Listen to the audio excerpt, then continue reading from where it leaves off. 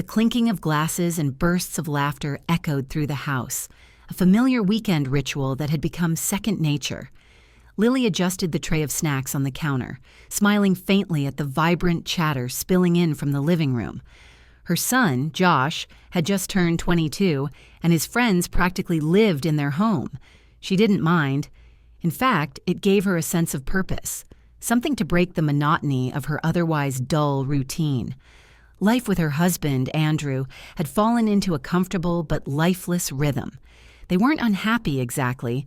They simply existed in parallel, like two planets orbiting the same sun but never colliding. For years, Lily had told herself this was normal, a natural evolution of a long marriage. But lately, she'd started to wonder if this was all there was. Among Josh's friends was a young man named Nathan. At 25, he was slightly older than the rest, with a natural charisma that made him the center of attention. He had an easy smile and a charm that seemed effortless. But what set Nathan apart, at least to Lily, was the way he carried himself. Confident, but not cocky. Attentive without being overbearing. It was impossible not to notice him. On this particular Saturday, Lily found herself alone in the kitchen when Nathan walked in.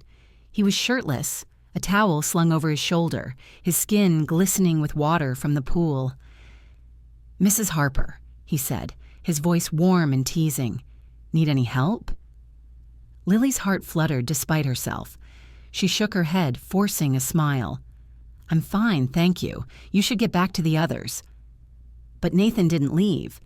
Instead, he leaned against the counter, watching her with a quiet intensity that made her pulse quicken. "You always take care of everyone else," he said softly. "When do you take care of yourself?" The words caught her off guard. For a moment, she forgot how to breathe. There was something in his tone, in the way he looked at her, that made her feel seen in a way she hadn't in years. She laughed nervously, brushing off the comment. "That's what moms do," she replied, focusing on the platter in front of her. Nathan didn't push further, but the moment lingered long after he left. That night, as Lily lay in bed beside Andrew, the memory of Nathan's words played over and over in her mind. The days that followed were filled with fleeting interactions, a glance here, a casual comment there. Lily told herself it was harmless, a silly crush that would pass. But deep down, she knew it was more than that. Nathan's presence had awakened something in her, something she'd buried for years. One evening, Josh announced he'd be going out with friends, but left Nathan behind, saying he wasn't feeling well. Lily offered to make Nathan some tea, and they sat together in the living room. The house was unusually quiet, the usual cacophony of voices replaced by a stillness that felt charged. They talked for hours, their conversation flowing effortlessly. Nathan listened with an attentiveness that was disarming, his eyes never leaving hers.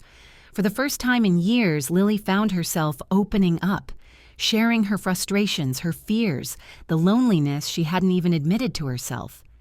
"You're incredible, Mrs. Harper," Nathan said, his voice barely above a whisper. "You deserve to feel alive." Before she could respond, he leaned in and kissed her. It was soft at first, hesitant as if testing the waters. Then it deepened, igniting a fire Lily hadn't felt in years. The sound of the front door opening jolted them apart. Josh's voice called out, and panic surged through Lily as Nathan quickly stepped back.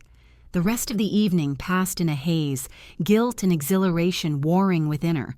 Lily avoided Nathan the next day, telling herself it had been a mistake, a moment of weakness. But when he showed up at the door a few days later, claiming Josh had asked him to help with some repairs, she couldn't bring herself to turn him away. As Nathan worked on the cabinet in the laundry room, the air between them was thick with unspoken tension. When he finished, he turned to her, his face serious. "Lily," he began, his use of her first name startling her. "About the other night—" "It can't happen again," she interrupted, her voice trembling. "It was a mistake." Nathan stepped closer, his expression unreadable. "Was it?" he asked softly. "Because I can't stop thinking about you." Lily's resolve wavered. Every rational thought screamed at her to walk away, to end this before it spiraled out of control. But when Nathan reached out, brushing a strand of hair from her face, the walls she'd built around herself crumbled. She closed the distance between them, their lips meeting in a kiss that was both desperate and tender. The weeks that followed were a whirlwind of stolen moments and whispered confessions. They were careful, but the secrecy only heightened the intensity of their connection. For the first time in years, Lily felt truly alive, her days filled with a giddy anticipation she hadn't known she was capable of. But the weight of what they were doing was always there, lurking in the background. One evening, as they sat together in Nathan's car parked in a secluded spot, he turned to her, his expression serious. "Lily, we can't keep this up forever," he said. "What do you want from this? From me?" The question hung in the air, heavy with implication. Lily hesitated, torn between her desire for Nathan and her responsibilities to her family.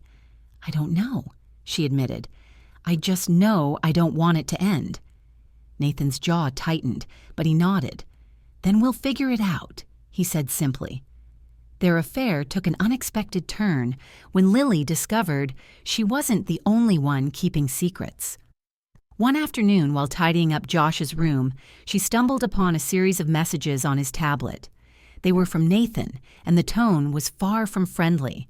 The messages revealed a side of Nathan she hadn't seen, a manipulative streak that sent a chill down her spine.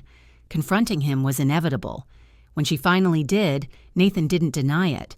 Instead, he tried to justify his actions, claiming he was protecting her. "You deserve better than this life, Lily," he said, his voice laced with desperation. "Better than him." The realization hit her like a punch to the gut. She'd been so caught up in the fantasy of their connection that she'd ignored the warning signs. Nathan wasn't the solution to her unhappiness. He was a symptom of it. Ending things with Nathan was one of the hardest decisions Lily had ever made. He didn't take it well, showing up at the house unannounced, pleading with her to reconsider. But Lily stood firm, knowing it was the right thing to do. The fallout was messy. Josh sensed something was off but didn't press her for details. Andrew, oblivious as ever, carried on as if nothing had changed. And Lily was left to pick up the pieces of a life she'd nearly destroyed. Months later, as she sat alone in the backyard, the weight of everything finally lifted. The affair had forced her to confront truths she'd long ignored about her marriage, her identity, and her capacity for change. She didn't have all the answers, but for the first time in years, she felt ready to face the questions. Because sometimes it's the mistakes we make that show us who we really are.